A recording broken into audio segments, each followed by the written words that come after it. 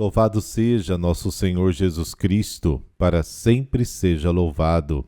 Quarta-feira, 29 de maio de 2024. Super abraço de hoje e a bênção especial para os aniversariantes ouvintes. Carlos Alberto Suzin, de Gravataí, Rio Grande do Sul. Angélica Jesus, de Belo Horizonte, Minas Gerais. Parabéns, que Deus abençoe vocês. Lembrando que, para enviar aniversariantes, deve ser pelo menos um mês de antecedência pelo Instagram. Então não adianta mandar lá pelo Spotify ou pelo YouTube, tem que ser pelo Instagram, padre.heriberto. Senão a gente se perde lá no meio de tanta mensagem e a gente não consegue colocar você então na nossa agenda, tá bom? Este podcast é um oferecimento. Pasta Chef. Almoço aos sábados e domingos para entrega. Para a mesa da sua família, sempre o melhor.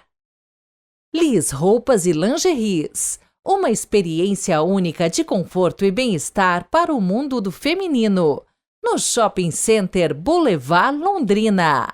Mais informações dos nossos colaboradores na descrição deste podcast. E também eu preciso dar um aviso. Antes tínhamos os grupos de WhatsApp que eu compartilhava o Evangelho do dia. Infelizmente, meu celular foi hackeado e perdi os grupos. Então, se você tem interesse em receber e propagar também pelo Instagram, tem gente que recebe e envia para os seus grupos. Então, entre no grupo. O link está na descrição, logo no comecinho ali, tá bom?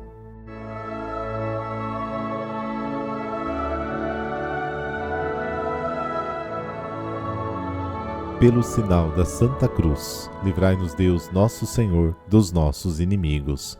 Lembrai-vos, Senhor, de vossa santa aliança, consagrada pelo sangue do Cordeiro, para que vosso povo obtenha o perdão dos pecados e avance continuamente no caminho da salvação. Amém.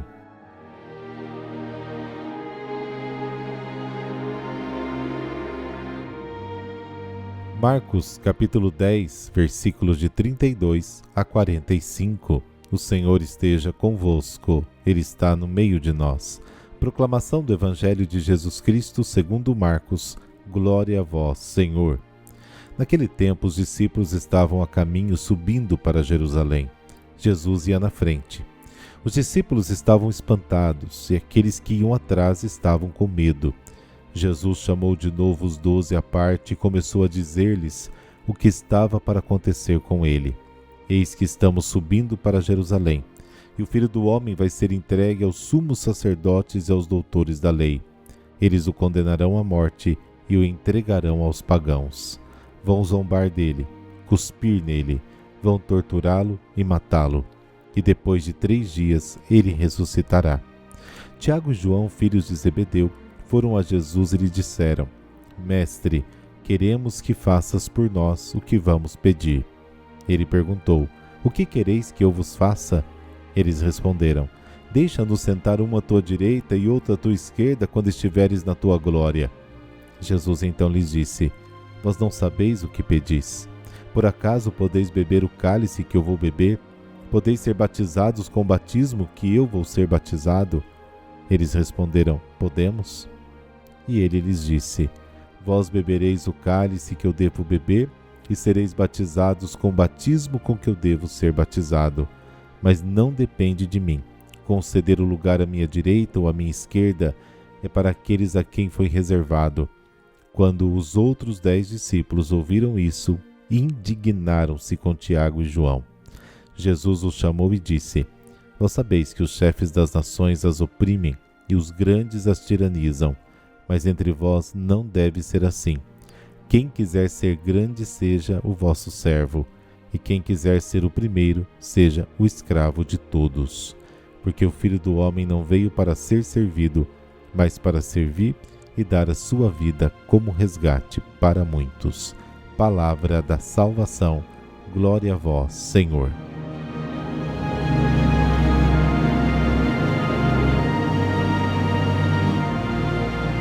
É a reação dos discípulos diante da terceira predição da paixão é pior que as anteriores. Depois da primeira, houve uma forte discussão entre Jesus e Pedro, que pensa segundo os homens e não segundo Deus. Lucas capítulo 8. Depois da segunda, houve a incompreensão e silêncio por parte de todos os apóstolos, empenhados em discutir sobre quem era o maior. Lucas 9. E após o terceiro, seria de esperar um mínimo de compreensão. Mas é como se Jesus não tivesse dito nada. Com efeito, dois dos favoritos, Tiago e João, em vez de ouvirem e de fazerem a sua vontade, querem que ele os ouça e faça a eles um favor. É a inversão da relação fundamental da fé. Certas verdades e certas consequências das escolhas de vida de alguém são difíceis de aceitar. Nos declaramos completamente disponíveis a Deus, mas na realidade continuamos a ter os nossos próprios programas, interesses pessoais e sonhos de grandeza humana. Tiago e João não afirmam ocupar o lugar de Jesus, eles não querem o lugar dele, mas querem ser os dois primeiros depois dele. Uma forma semelhante de agir numa comunidade só pode suscitar ressentimentos, ciúmes, conflitos e divisões. Jesus volta ao dever de humildade, de serviço e se coloca como um modelo a se imitar. Ele não segue a lógica dos grandes homens deste mundo.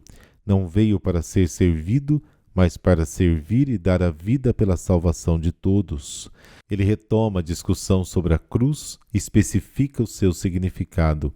É servir e dar a vida em resgate por todos. Aliás, o termo resgate evoca um contexto jurídico. Quando o homem caía na escravidão, ou seja, sequestrado, e não podia pagar o resgate, cabia ao seu parente mais próximo pagar em seu lugar. Isso é o que Deus fez por Israel, libertando da escravidão do Egito de toda a escravidão que veio depois. Em primeiro plano não está a justiça, mas a solidariedade. O familiar mais próximo não deve distanciar-se, mas sentir-se envolvido, a ponto de até substituir o familiar caído na escravidão, de pagar pela sua libertação, pela sua salvação. Então aqui está a lógica da cruz, a obstinada solidariedade de Deus revelada a nós em Jesus Cristo, seu Filho. O caminho da cruz não está principalmente em sofrer, mas em servir e dar a vida por todos. O discípulo deve, portanto, seguir Cristo, servo sofredor de Deus, até ao dom total da vida para todos. Nisto conhecemos o amor. Ele deu a sua vida por nós. Portanto, também nós devemos dar a nossa vida pelos nossos irmãos. 1 João capítulo 3. Consequentemente, na igreja só deve existir uma regra que deve ser igual para todos: servir e dar a vida. E a autoridade deve ser entendida e exercida como uma situação em que a lógica da cruz se torna ainda mais clara, mais explícita e mais convincente. É correto querer estar perto do Senhor. É bom querer ser perfeito como Deus. Jesus nos pediu isso, inclusive.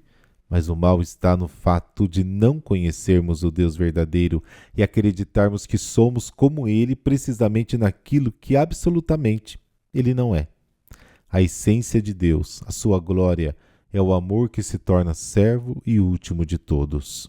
Fiquemos perto de Jesus, não buscando os primeiros lugares, mas os últimos, porque Ele se fez o último de todos. Glória, sinônimo de Deus, em hebraico significa peso. O seu amor excessivo do alto do céu trouxe até nós, abaixo de todos nós. Cristo Jesus, embora de natureza divina, não considerou a sua igualdade com Deus um tesouro zeloso, mas despojou-se de si mesmo, assumindo a forma de um servo e tornando-se semelhante aos homens. Humilhou-se a si mesmo, tornando-se obediente até a morte e morte de cruz. Filipenses capítulo 2. Toda a nossa própria exaltação é vanglória, vazio, leveza. A maior dissimilariedade de Deus é a humilhação até a morte na cruz, a exaltação do amor e fim de toda vanglória. À sua direita, à sua esquerda, no lugar de Tiago e João, serão entronizados dois malfeitores, irmãos e representantes de todos nós. Nós somos pecadores. Diz o versículo 42, vocês sabem que aqueles que são considerados líderes das nações as dominam e os seus grandes exercem poder sobre elas. Essa situação ainda acontece até hoje, é claro. Um espetáculo semelhante se repete em todos os níveis, onde há homens que egoisticamente sobem ao poder e abusam da sua autoridade. O instinto de dominar está profundamente presente, enraizado no coração do homem, e isso o corrompe. Jesus não é um revolucionário político, mas pretende revolucionar os seus discípulos nas profundezas do seu espírito, colocando-lhes uma lei fundamental que não só proíbe a dominação, mas dá à sua comunidade uma fisionomia completamente nova. A ele se aplica o princípio paradoxal. Lucas 18. Quem se exalta será humilhado, e quem se humilha será exaltado. Este princípio foi experimentado na vida de Cristo e funcionou. Ele se humilhou, tornando-se obediente até a morte e morte de cruz. Por isso Deus o exaltou e lhe deu um nome que está acima de qualquer outro nome. Filipenses capítulo 2. A morte de Jesus é o ato maior com o qual dele desempenha o seu serviço em favor dos homens. Assim como Deus acolheu o sacrifício do seu Filho, também exige de todos aqueles que com ele fazem aliança a disponibilidade para um serviço idêntico, seguindo o exemplo de Cristo. Ele sempre.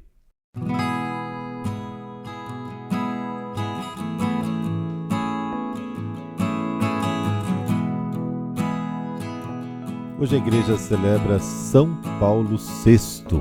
Ele nasceu no dia 26 de setembro de 1897. Seu nome de batismo era Giovanni Battista Enrico Antonio Maria Montini. Ele era natural da cidade de Concesio, na Itália. Aos 19 anos entrou para o seminário, mas desde pequeno possuía uma proximidade com a igreja. Se ordenou padre no ano de 1920 e, na sequência, estudou na Universidade Gregoriana, na Universidade de Roma e na Pontifícia Academia Eclesiástica.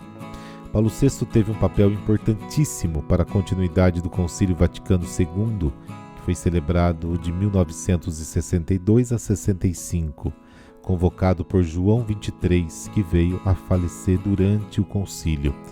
Quando eleito em 1963, Paulo VI retomou o processo para refletir sobre os desafios da Igreja.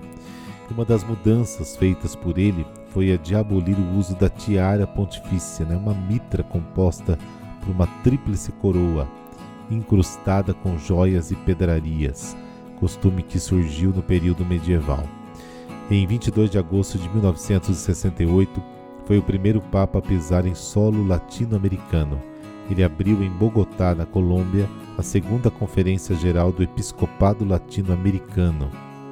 Paulo VI era devoto da Virgem Maria e tinha um carinho especial pelo título de Nossa Senhora da Conceição Aparecida, expresso de modo particular no dia 15 de agosto de 1967, ao enviar uma rosa de ouro para o Santuário Nacional de Aparecida por ocasião dos 250 anos do encontro da imagem no Rio Paraíba do Sul. Na década de 1970, fez uma viagem apostólica para a Ásia e Oceania e sofreu um atentado no aeroporto de Manila, nas Filipinas. Um pintor boliviano, Benjamin Mendonça e Amor, vestido de padre, segurava um crucifixo dourado em uma mão e na outra, escondida num pano, um cris, um punhal malaio. Paulo VI foi ferido no pescoço, felizmente protegido pelo seu colarinho rígido e outro golpe no peito perto do coração. Paul Martinkus, arcebispo norte-americano, foi quem impediu o homem de esfaquear o Papa. E foi canonizado no dia 14 de outubro de 2018, junto com Dom Oscar Romero, pelo Papa Francisco. Rezemos. Senhor nosso Deus, que chamastes o Papa São Paulo VI, solícito apóstolo do Evangelho de vosso Filho, para governar a vossa Igreja. Fazei que, iluminados pelos seus ensinamentos, colaboremos generosamente para que se dilate em todo o mundo a civilização do amor. Amém. Abençoe-vos o Deus Todo-Poderoso, Pai, Filho e Espírito Santo. Amém. E amanhã tem solenidade de Corpus Christi. Te desejo um dia abençoado. Até amanhã, se Deus quiser.